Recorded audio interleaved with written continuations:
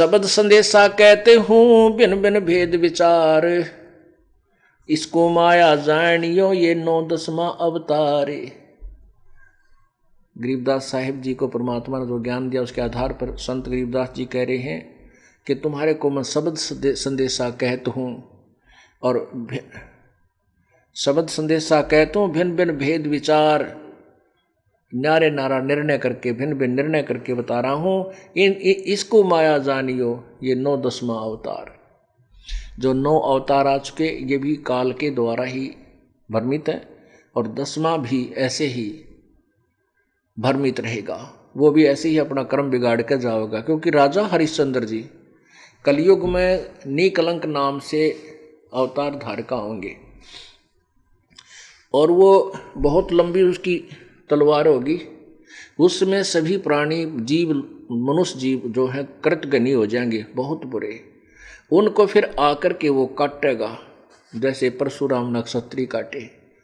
अब देखो पुण्यात्मा इस काल के जाल को कैसे समझेंगे कबीर परमात्मा के बिना।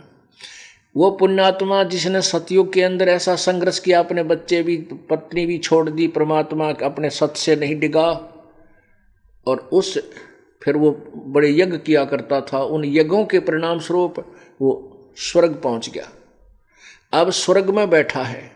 उसके बाद कलयुग में उसको 10वां अवतार बनाकर भेजेगा। काल विष्णु के लोक में बैठा है, विष्णु लोक से आएगा और यहाँ करोड़ों अरबों मनुष्यों को नू काट डालेगा, जैसे लाखों की संख्या में हजारों की संख्या में परशुराम जी ने अक्षत्री काट दी। वो भी इन 24 अवतारों में से एक था परशुराम जी। और परशुराम जी ने पहले पुण्यात्मा था, पुण्य किए, विष्णु लोक में गया, वहां से फिर वो बेच दिया, श्रृंगार के दे दी शक्ति 2 कला, और उस कला के आधार पर उन्हें 100 क्षत्रियों को मार डाला। अब उस पाप का जिसने उतने मनुष्य मारे वो उसके बैंक अकाउंट में लिख दिया परशुराम जी के। जब उसके पुण्य समाप्त हो जाएंगे काल वहां से उसको धक्का दे देगा, और फिर 84 लाख योनियों में जितने भी उसने पाप किए वो रह रहकर भोगने होंगे। ऐसे ही राजा हरिश्चंद्र जी 10वां अवतार बनकर आएंगे। निकलंक नाम होगा। विष्णुदत्त शर्मा के संभल नगरी के अंदर, उड़ीसा में उसका जन्म होगा। संभल नगरी में विष्णुदत्त शर्मा के घर जन्म होगा, ये एडवांस बता रखा है। वहां फिर वो आकर के करोड़ों अरबों मनुष्यों को ऐसे काट काट कर खत्म कर देगा। केवल उस समय जिनमें थोड़ी बहुत भक्ति शेष रही होगी वही बचेंगे, और वो यही होंगे जो अब ना पार हो सकेंगे। फिर वो काल के हाथों चढ़ जाएंगे, कुछ उनके थोड़े बहुत जन्म भी होते रहेंगे मनुष्य के, और फिर वो मांस मिट्टी खा बुरा हाल कर अपने कर्म बिगाड़ लेंगे। तो अब क्या बताते हैं, 10वां तो अब 10वां जो अवतार है वो हिमालय का नीरे, भौतक गोथे खावेंगे सतगुरु कहे कबीर। कहते हैं 10वां जो अवतार है वो हिमालय का नीर समझो। जैसे हिमालय पर वर्षा हो जाओ पहाड़ पे, तो वहाँ तो बड़े ऊंचे पर वर्षा, बड़ा महिमा उसकी, बड़े ऊंचे स्थान पर, फिर वहाँ से वो बह कर चलता है और जा कर के फिर समुद्र में मिल जाता है, उसका अस्तित्व तो खत्म हो जाता है। ऐसे कहा है कि 10वां तो जो अवतार है वो तो ऐसा है जैसे हिमालय का नीर।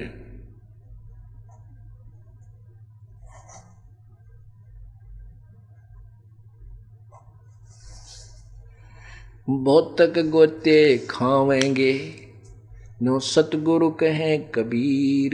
कहते इसे ऐसे बहुत गोते खाएंगे। परमात्मा कबीर जी हमें बता रहे हैं, गरीबदास कह रहे हैं मेरे सतगुरु यानी तत्वदर्शी संत रूप में परमात्मा आए थे, वो कबीर जी मुझे बता रहे हैं कि इसे ऐसे बहुत गोते खाएंगे जो मेरी शरण में नहीं आए, कबीर जी की शरण में नहीं आए। तो 10वां जो अवतार है वो हिमालय का नीर, भौतक गोते खावेंगे सतगुरु कहे कबीर। ना जननी ना सतगुरु जननी जन्या, जिसका जाके माने बाप, पिंड ब्रह्मंड से बाहर है रहित है ना वहाँ तीनों ताप।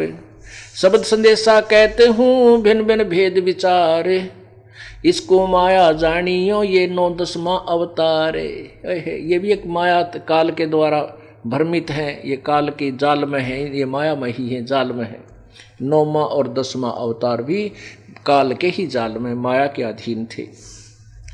गरीब राम कृष्ण कन्हैया हैं, राम कृष्ण कन्हैया, कबीर कृष्ण कन्हैया राम हैं, ये बलि बामन अवतार, हिरणाकुश नरसिंह हैं, ये सब माया विस्तार। वो तो अचल अनूप है, नूरी देह शरीर, ओह वो तो अचल अनूप है, वो पूर्ण परमात्मा, नूरी देह शरीर, उसका तो शरीर तेजों में है। करता हो उतरे, करता हो अवतरे, ये माया के रघुवीर। ये भगवान बन के आए थे माया के रघुवीर, जैसे राम कृष्ण ये परशुराम आदि कहते हैं, ये फिर 84 लाख योनियों में चले जाएंगे। ये माया के रघुवीर हैं, यहाँ के ही प्रभु थे ये यहाँ के। अब ये समाप्त हो जाएगा, इनका अस्तित्व नहीं रहेगा।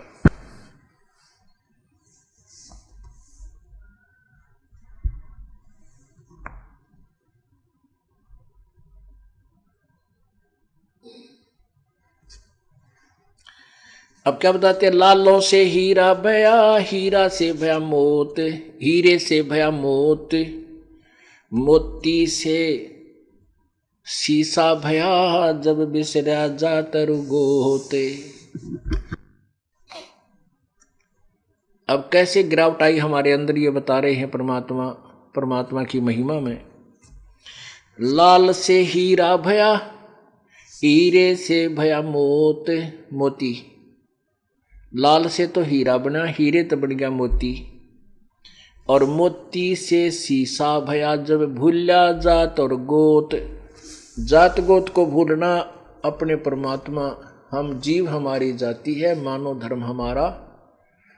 कहते जो इस वस्तु को भूल गया कि हम पूर्ण परमात्मा के घर से आए हुए, हमारा जो है कौन सी जात है, जात हमारी जगत गुरु परमेश्वर है, पंथ कबीर परमात्मा स्वयं कहते हैं। तो हम आत्मा हैं, और काल ने हमारे ऊपर ये गलत जो है ना एक और कोट पर आकर हमें अलग अलग रूप बना दिया, जैसे मिट्टी के खिलौने बना दिया करें। तो ऐसे हमें अलग अलग रूप दे दिया। जब हम इस बात को भूल गए कि हम अपने आप को एक जीव समझने लगे, पुरुष समझे, कोई स्त्री समझे, कोई गधा समझे, कोई कुत्ता, क्योंकि हम बन गए, तो हम उस वास्तविकता से अपरिचित होकर के हम इसी को फाइनल मान चुके हैं कि ऐसा ही ये जीवन यहाँ का ऐसा ही है। इसलिए तू गिरता गिरता कैसे बन गया। लाल से हीरा भया, हीरे से भया मोत, मोती से शीशा भया, जब बिसरा जात और गोत।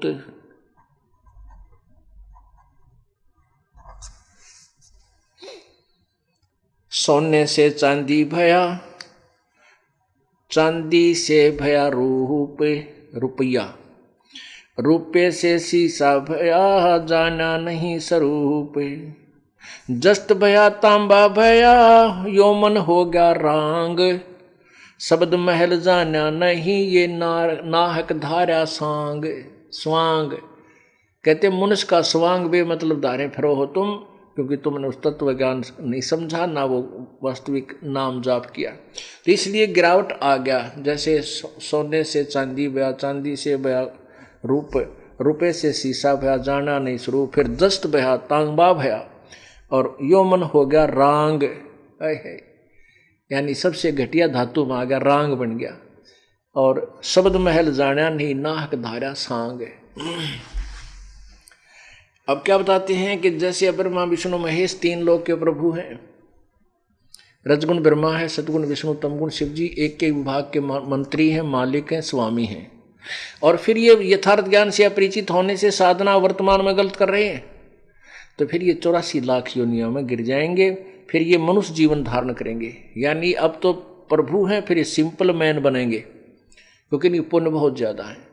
फिर सिंपल मैन बन करके ये इतने पाप करेंगे, उनमें शिकारी हो जाए, बना दे युकार। जैसे महावीर जैन जी के जीवन में आता है कि 20 करोड़ बार तो शिकारी बना, शिकारी बनकर निर्य जीव हत्या कर दी, उसके बैड अकाउंट में लिख लिए। ऐसे फिर वो पाप इसने भोगने पड़े। फिर कहते 60 करोड़ बार गधा, 30 करोड़ बार कुत्ता, 20 करोड़ बार बिल्ली, इतने करोड़ बार हाथी। ये दुर्गति उस पुण्यात्मा की युकाल करवावे है। ऐसे ही कहते हैं। तो जस्ट से जैसे ये जस्त होते सिल्वर, जिसने कहा जिंक, ये बन गया जस्त भया तांबा होया, और यो मन हो गया रांग, यानी कहाँ तो सोना था सतलोक में, यहाँ आकर के उच्च पोस्ट जैसे रामकृष्ण बन गया, तू चांदी बन गया। सोने और चांदी में जो कितना अंतर है, रेट में भी, उसकी हर चीज में। फिर कहते चांदी से एक रुपये रूप में 1 रुपया आ गया, और रुपये से शीशा भया जब जाना नहीं स्वरूप। मेरे हंसा भाई हंस रूप था जब तू आया, मेरे हंसा भाई हंस रूप था जब तू आया, अपना स्वरूप भूल मैं भूला ताते जीव कहाया, मेरे हंसा भाई हंस रूप था जब तू आया। कहते तुम उस परमात्मा का स्वरूप था, तू हंस था, यानी तेरे अंदर कोई बुराई नहीं थी जब सतलोक से तू आया। अब अपना स्वरूप भूल में भूल गया, इसलिए जीव सांग कहते नाहक धारा सांग। अब जैसे सांग देखा करते हम, उस सांग में क्या होता है था कि लड़के ही लड़की का रोल करते थे, वो सब आर्टिफिशियल अंग लगा करके और लड़की वाली ड्रेस पहन लेते, उसको सांग कहते थे। और वो एक उसी में उन्हीं में से एक रानी बन जाता था, एक राजा बन जाता था। तो ऐसे ही कहते तुम यो सांग धारे फिरो हो, नर और स्त्री का, यो पुरुष वाला सांग तन डार रखा है, लड़की वाला सांग दूसरी आत्मा डार रखा, सब सो तुम एक ही। इन्हीं में से राजा बन जाए है, कोई रानी बन जाती है, ये तो सांग धार रहे हो, क्योंकि तुमने यथार्थ भक्ति नहीं मिली, और फिर ये ना जीवन मनुष्य का रहेगा, फिर आप और नीचे गिरावट में रांग बन जाओगे। जस्त भया तांबा भया यो मन हो गया रांग, शब्द महल जाना नहीं नाहक धारा सांग, पीतल से कासा भया कासा से भया लो, पीतल से कांसा भया कांसे से भया लोह, लोहे से माटी भया जब व्याप्या दिल द्रोह। और ये नरे पाप करके राग दिवसा करके तो नष्ट कर देता अपने जीवन को।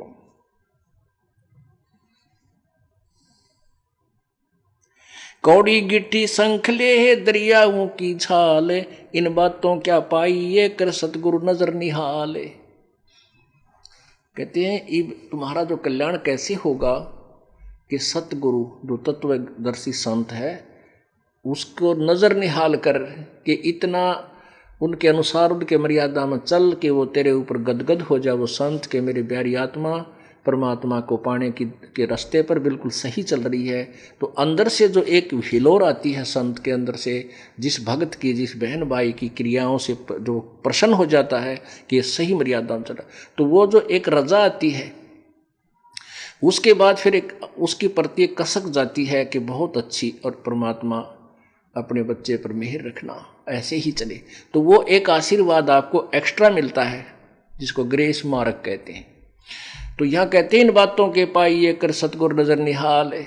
मान लेते नहीं वो ज्ञान भी हो गया कैसे ऐसे होता तो, और सतगुरु नजर निहाल हुआ नहीं, तुझे सार नाम फिर सार शब्द मिला नहीं, तो भी बात बिगड़ेगी। इसलिए ये कल्याण कहती ये बातें कहन सुन की ना है, कर पाड़ने की है।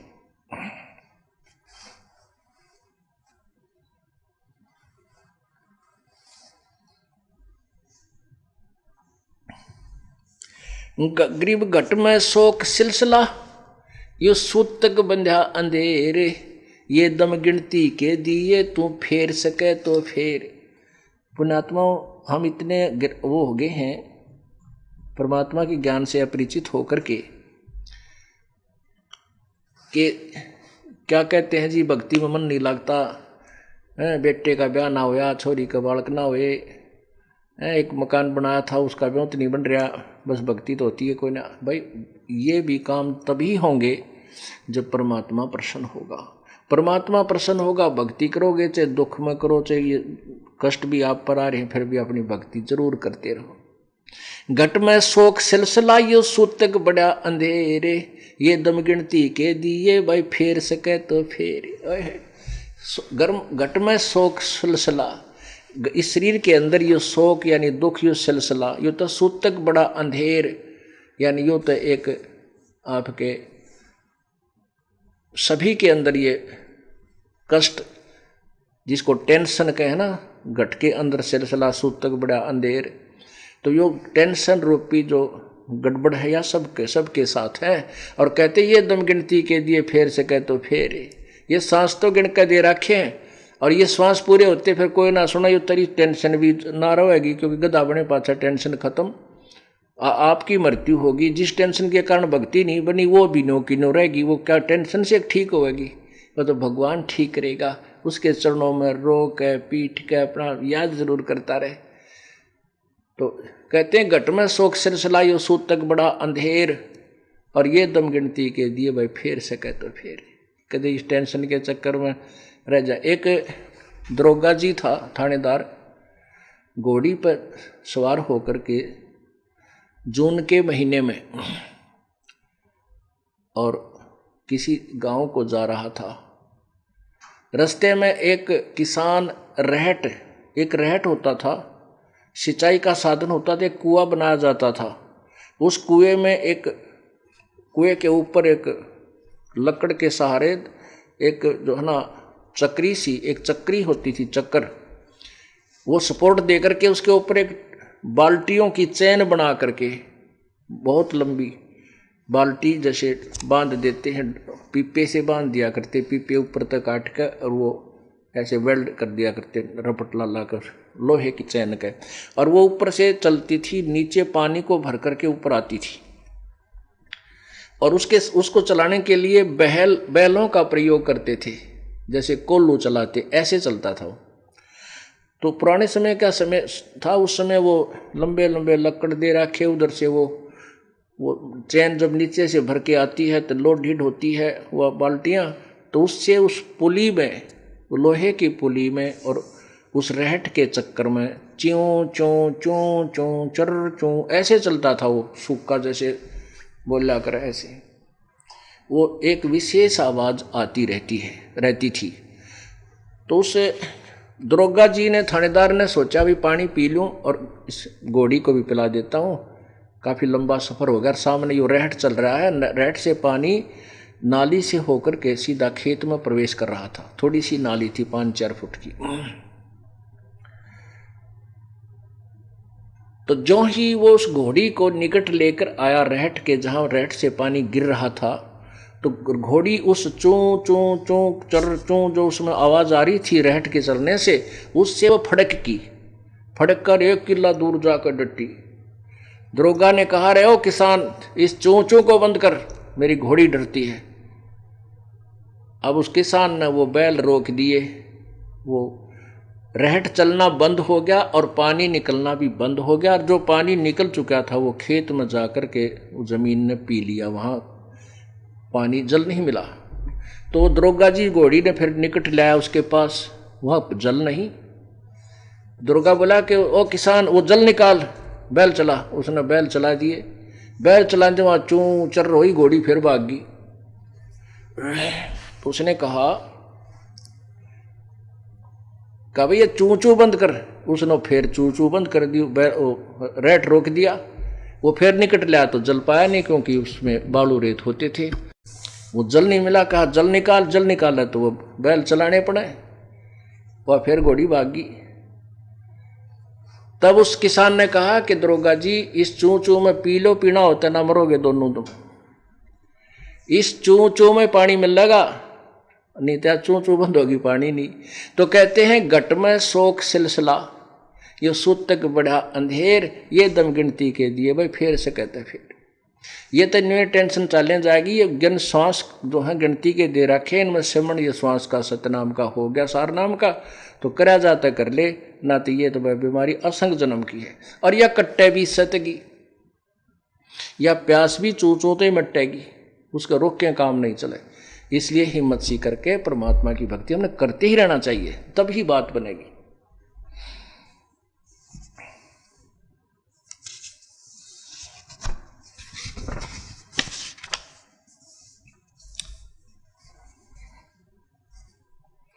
बाका पर्दा मैल का कोई न जाने भेवे, बिन सतगुर क्यों पाइये वो अटक रहे सुख देवे।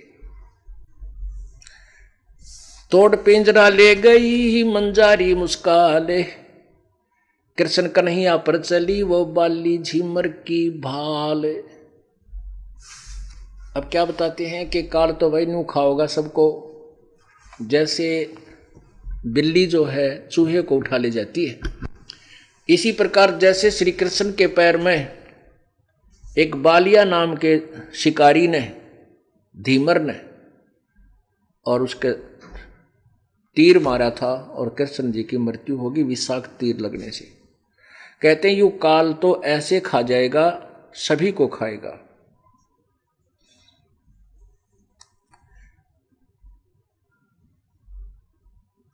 बांके पर्दे हम गए सतगुर के उपदेश। गरीबदास जी कह रहे हैं उस बांके पर्दे जो कोई नहीं जा सकता, उस पर्दे उस गुप्त स्थान पर, जो पर्दे के पीछे जो अव्यक्त परमात्मा है, वहां हम गए। कैसे गए? सतगुर के उपदेश। कबीर परमेश्वर सतगुरु मिला, उसके द्वारा दी गई भक्ति से हम उस बांके पर्दे गए। बांके पर्दे हम गए सतगुर के उपदेश। शिव ब्रह्मा विष्णु रटत हैं पार न पावे शेष। ये ब्रह्मा विष्णु महेश भी जाप करते, इनको भी रास्ता नहीं मिला। अब देखो, अब ये साथ ही साथ जो है ना, ये निर्णय देना पड़ेगा कि ब्रह्मा विष्णु महेश भी रटते हैं और फिर भी ये पार नहीं होते, तो क्या चक्कर है? चक्कर ये है कि इनको यथार्थ ज्ञान नहीं है, ना भक्ति की विधि सही ज्ञान है। इसके लिए आपको देवी पुराण इसका सॉल्यूशन करेगी कि श्री कृष्ण अर्थात विष्णु को कितना ज्ञान है, तो ये मोक्ष कैसे प्राप्त कर सकते हैं।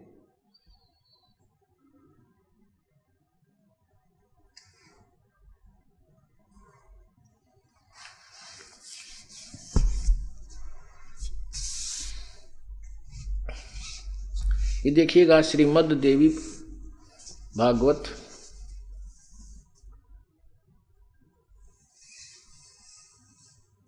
गीता प्रेस गोरखपुर से प्रकाशित है।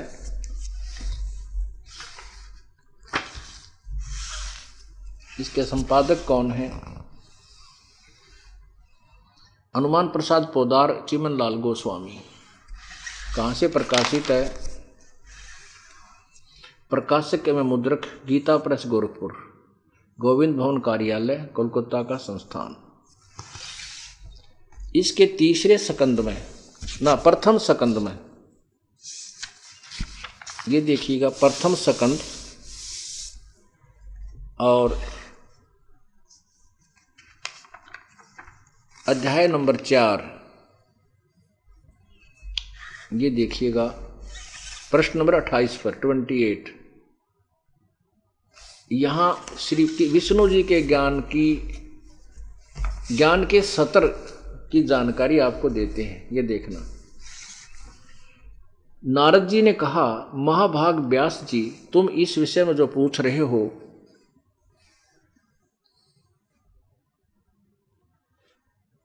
यही प्रश्न मेरे पिताजी ने भगवान श्री हरि यानी विष्णु जी से किया था।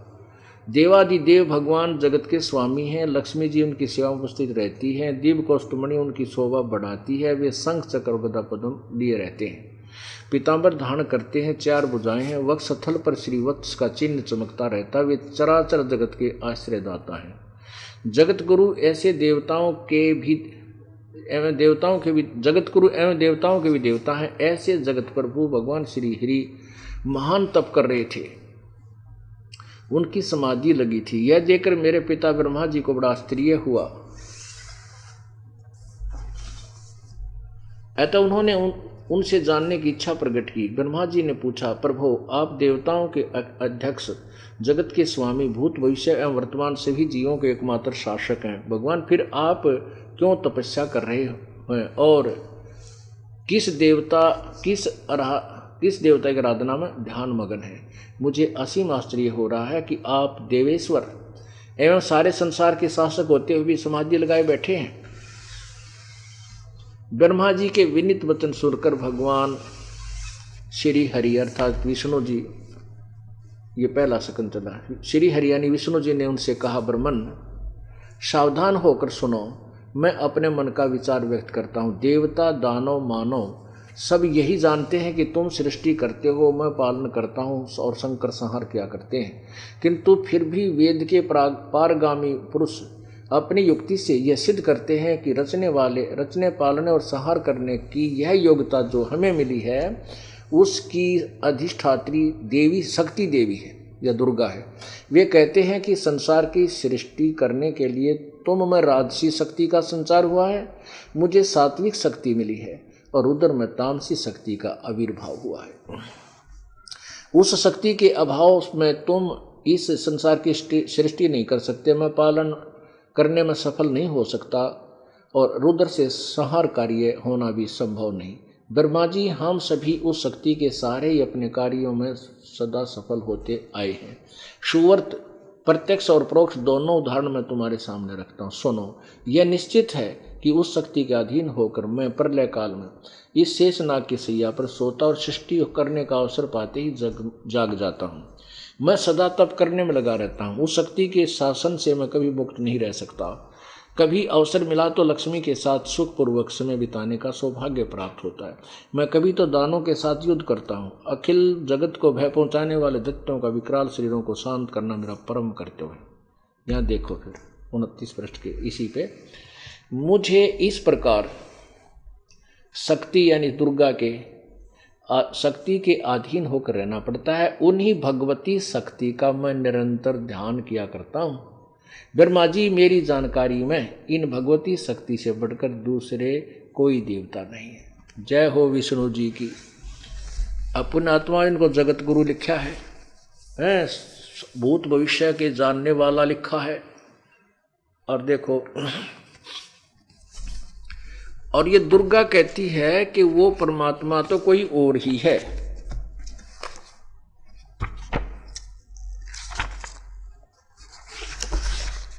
वो परमात्मा, उसकी भक्ति करो, वो कोई और ही है। ये देखिएगा 7वां स्कंद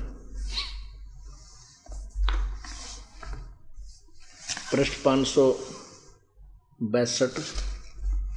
अब दुर्गा कहती है, दुर्गा बताती है, श्री देवी कहने लगी, पर्वतराज इस प्रकार योग युक्त होकर मुझ परब्रह्म रूपा देवी का ध्यान करे। यह ध्यान आसन पर भली भांति बैठकर को अतुक भक्ति के साथ करना चाहिए।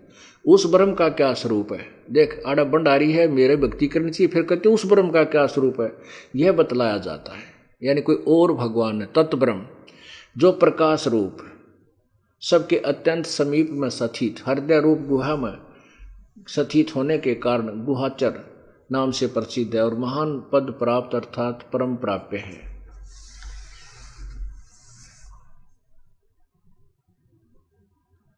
यहाँ पर प्राप्य है। प्रजा के ज्ञान से वह समस्त प्रजा के ज्ञान से परे अर्थात किसी की बुद्धि में आने वाला नहीं है, यह तुम जानो। जो परम प्रकाश रूप है, जो सूक्ष्म से अति सूक्ष्म है, जिसमें संपूर्ण लोक और उन लोकों में निवास करने वाले प्राणी स्थित हैं, वह यह अक्षर ब्रह्म है और वही सबके प्राण है, वही सबकी वाणी है और वही सबके मन है। वह परम सत्य और अमृत अविनाशी है, तत्व है। सौम्य उस वेदने योग्य लक्ष्य का तुम वेधन करो, मन लगाकर उसमें तन्मय हो जाओ। सौम्य उपनिषदों में कथित महान अस्त्र रूप धनुष लेकर अस्त्र, अब गीता जी अध्याय नंबर 15 के श्लोक नंबर 4 में लिखा है कि उस असंख्य शस्त्रेण छित्वा, यानी तत्व ज्ञान रूपी शस्त्र से इसको काट के, इस उलझी हुई गुत्थी को काट करके अर्थात तत्व ज्ञान को समझ कर उसके बाद उस परम पद परमेश्वर की खोज करनी चाहिए। जा जाने के बाद साधक लौट कर संसार में कभी नहीं आता। यही ये कह रही है कि उस तत्व ज्ञान रूपी अस्त्र से तो उसको काट धनुष लेकर, यानी ये तो जो ज्ञान है उसको भी अस्त्र मानते हैं। ये कोई लकड़ी की तलवार बना रहा है, उसने भी तलवार ही कहते हैं, लेकिन वो तलवार तो अलग है जो वास्तविक है। ऐसे वो तत्व ज्ञान और वास्तविक विधि अन्य है। इन्होंने नकली डुप्लीकेट बना रखी है, वो भी लकड़ी की। अब देखो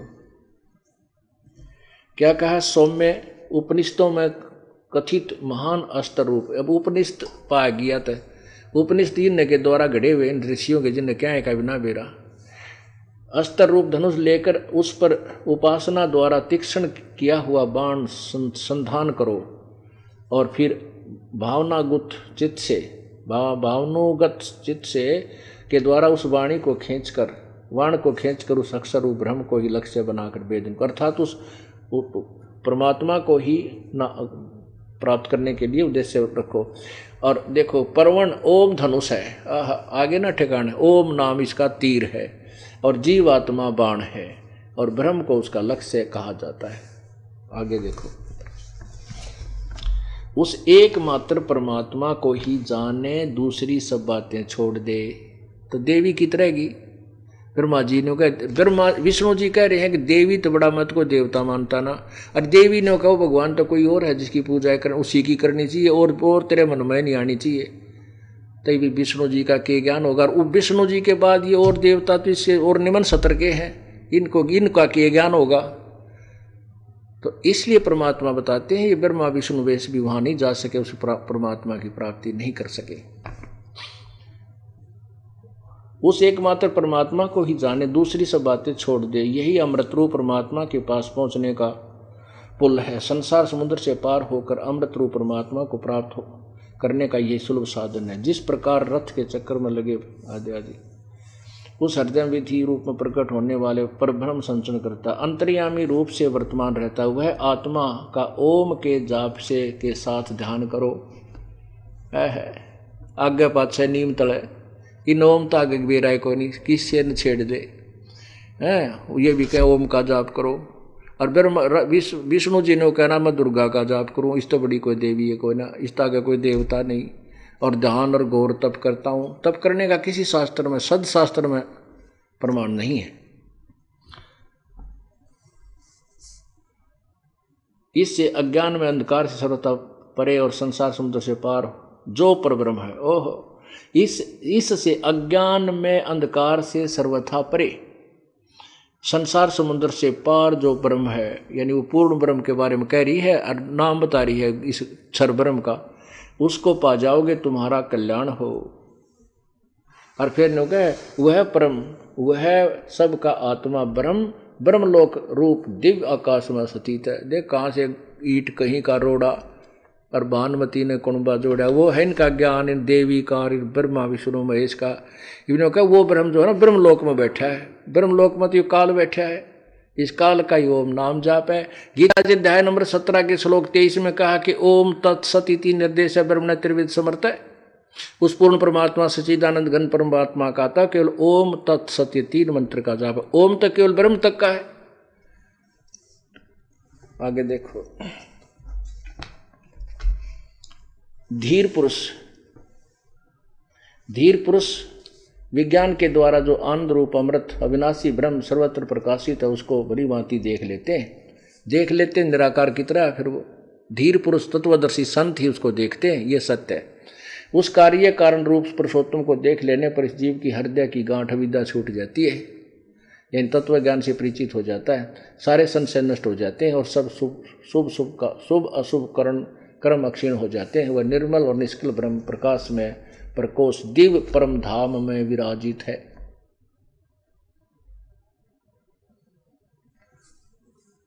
वह शुभर सर्वथा विशुद्ध और संपूर्ण प्रकाश में वस्तुओं के का भी प्रकाशक है। उसे आत्मज्ञानी पुरुष ही जानते हैं।